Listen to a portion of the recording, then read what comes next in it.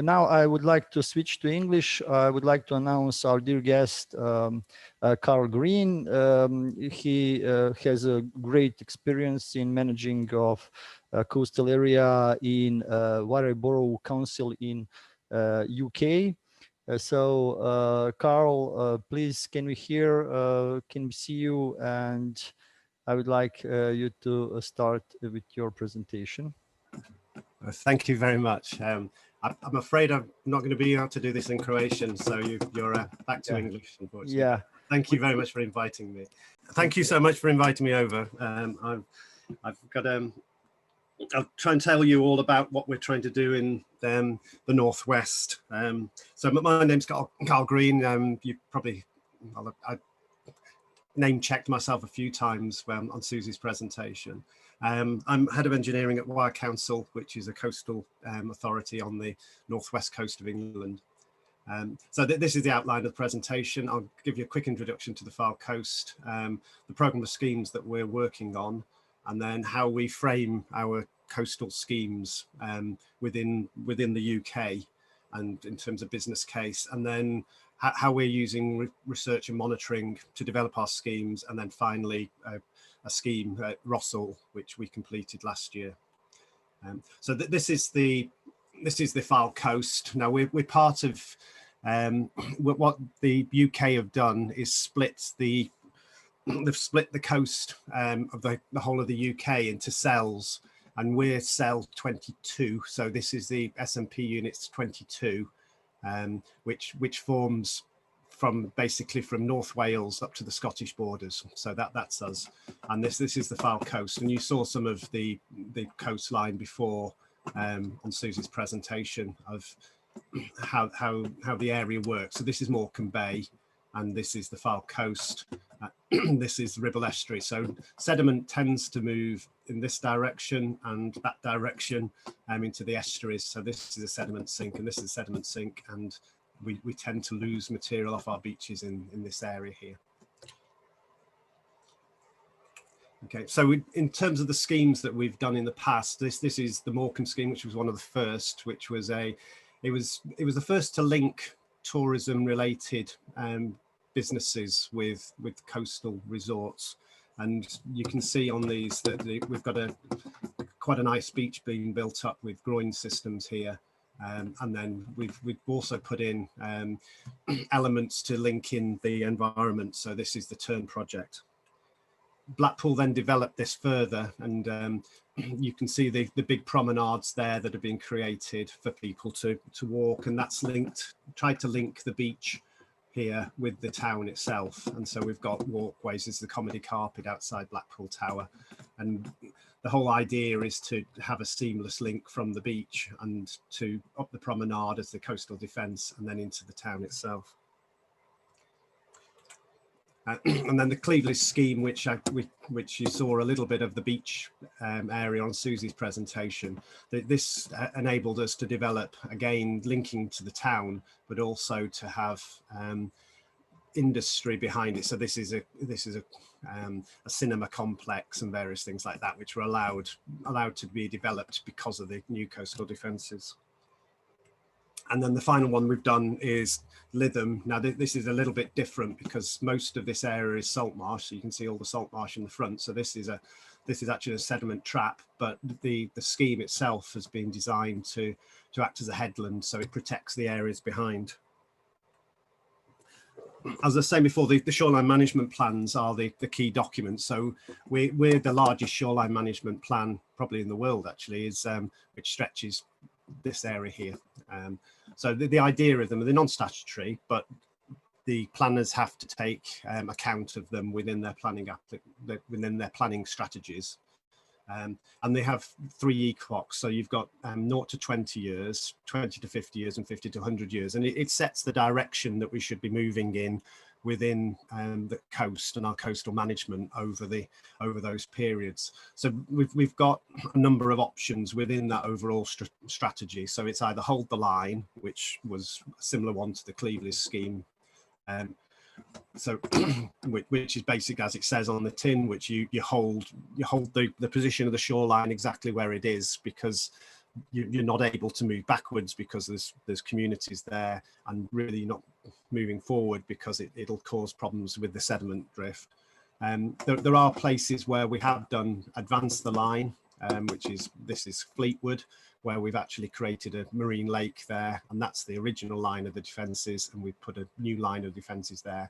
But that can only really work when you've got a sediment sink in that area, so we have a lot of beach material building up there. A number of places we've been looking at is managed realignment, where you actually move the defences back or allow them to retreat. So these are the Sefton dunes in about around this area here. So those that allow natural process to occur, or in some cases we've actually taken defences down and built them further back so you act as a buffer between. And then the final one is no active intervention, which doesn't actually mean do nothing. It means that you have to take a lot of adaptation methods to allow the coastline to act naturally. The next stage from that is looking at how you perceive this over a period of time. So this is our Wyre strategy plan, which looks at 100 years of how we're going to manage our coast defences. So we've split our coastline up into compartments, each with its own individual proposal over the years, and each has its own individual risk. So we can manage our coastal defences and our coastal defence budget based on this plan. And that takes account of environmental, technical issues and financial issues as well, and helps us to work with the communities. And then the final stage really is to develop a business case, and this is the Wyre Beach Dune Management Scheme. So you look at how many properties you're protecting, what the cost of the scheme is, and then you develop that. And what the British government at the moment, we run on a scheme called partnership funding. So it's you have outcome measures, which is usually properties better protected, but also includes environmental improvements, and then you justify those over a scoring system. So for each property you protect, you generate a certain amount of money, and it tends to be that you need to be at least a cost benefit 8 to 1 to get a scheme of 100%. That this scheme, as you can see here, is a cost benefit ratio of about 11.6 and cost about 37.3 million present value, and benefits of 434 million. So in terms of that scheme, what we did is we looked at different methods of how we might protect that section of coastline, from precast concrete units to rock armour, larger scale like sand engines and offshore breakwaters, and you go through those and do an iterative process and come up with the most suitable option. In this case, it was the proposed scheme was a groin field, a rock groin field, that reduces the amount of intervention over the long term in maintenance, but it also protects the beaches and forms headlands. And you can see just on that photograph, this is how it might look. And this scheme is going to be the whole of our coastline to manage that beach. In order to assess how this might work, we work nationally. So we have 7 areas around England and Wales where we look at research and monitoring, and we look at a variety of different elements. And we've got about 14 years of data, and we're entering the next phase, phase 3 of the works, which will take us to 21 to 26. And this is done nationally, it's all stored nationally, and is publicly available, that information. In terms of the Wyre coast, we've been looking at radar systems and linking those with aerial surveys, drones, and satellite imagery. And what we can do is we can work out from the radars wave data, we can work out surface currents, and link that with wind and offshore buoys to create how the beach is reacting. And what we found at the Rossall scheme was that the groin field actually stabilised the beach quite considerably. In terms of our beach management scheme, we're using the radar system to look at how the beaches react during storms, because that's our worst situation, is that we get a storm which draws the beach down, and then that leaves the defences vulnerable for the next storm that comes along. And you can see on the image, the GIF image here, how the beaches are moving northwards, and you can see the ridges and runnels as they move along the beach. And the ones that particularly interest us are the ones which come when you get a runnel which runs along the defence itself, which causes us some scouring and problems.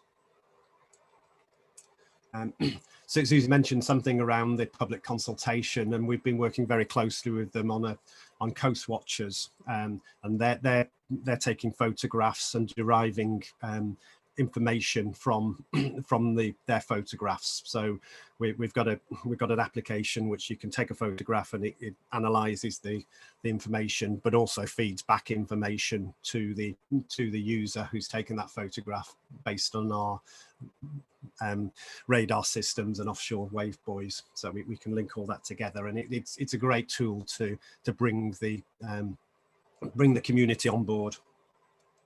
So the final bit of the presentation is around the Rossall Coastal Defence scheme, which was a £62 million scheme which we completed last year.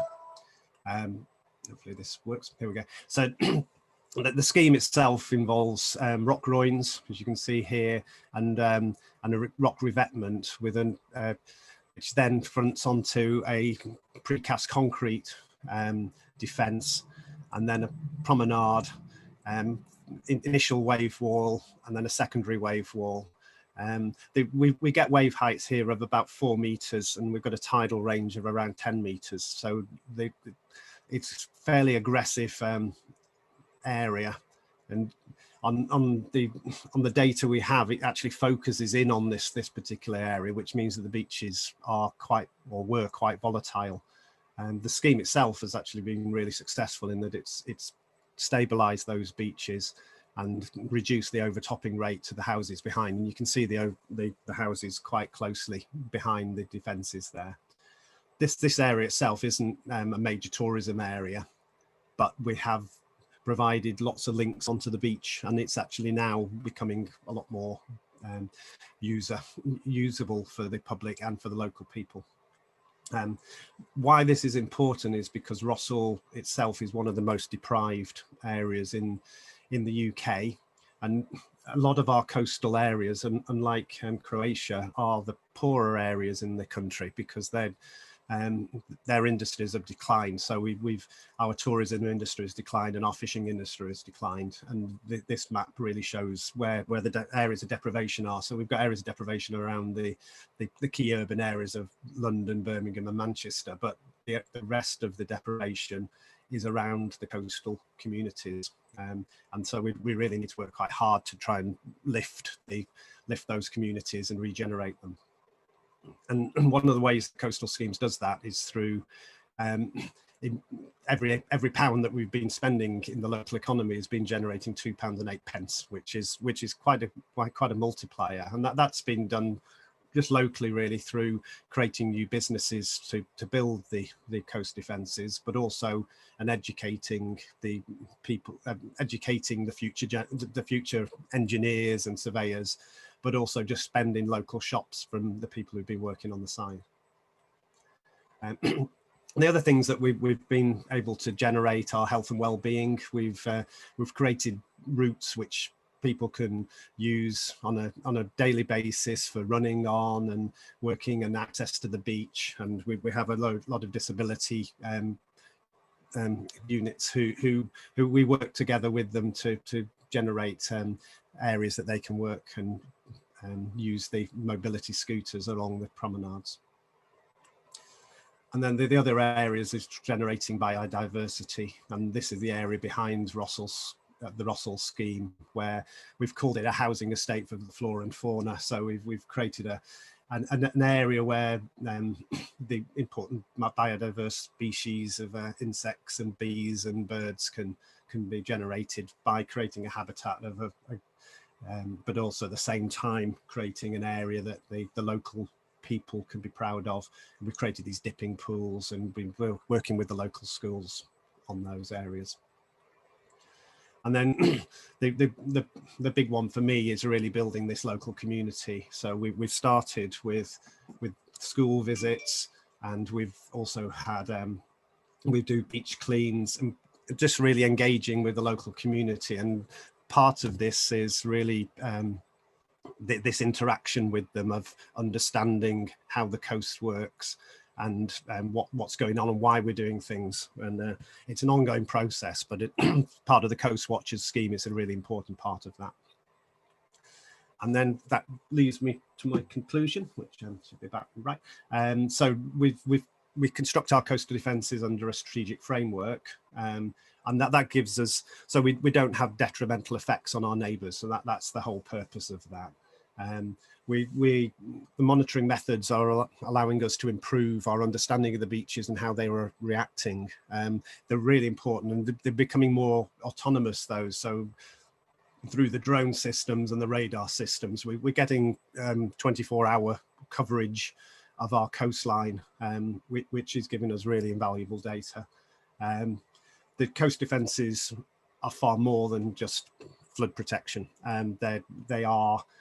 They allow things and communities to develop, and I think it's really a key thing that we're creating these happy and fulfilled communities and making their areas somewhere they can be proud of. So that's me. Thank you very much. Thank you, Carl. Thank you very much for this very nice presentation. I can see that you have pretty larger beaches than we have here in Croatia, and I believe much more bigger problems than we have. But okay, I would like to ask one question. Actually, what are the how you secure money for maintaining of your beaches, or do you have any kind of difference between maintaining and building a new beaches or beach areas? Yeah, we do, and that's one of the. In the UK, we apply to central government for capital funding for the works. So we compete on a national basis for that money through the partnership funding scheme. We can also get money from well, we used to be able to get money from Europe for that work as well, but the maintenance side of it falls on the local authority, so that comes out of our revenue stream. But we're given money through central government as part of our overall funding for the maintenance of our coast defences. One more question, please. What is the time which passed from your idea, for example, to invest in some beach area to the moment when you start, when you can start with construction?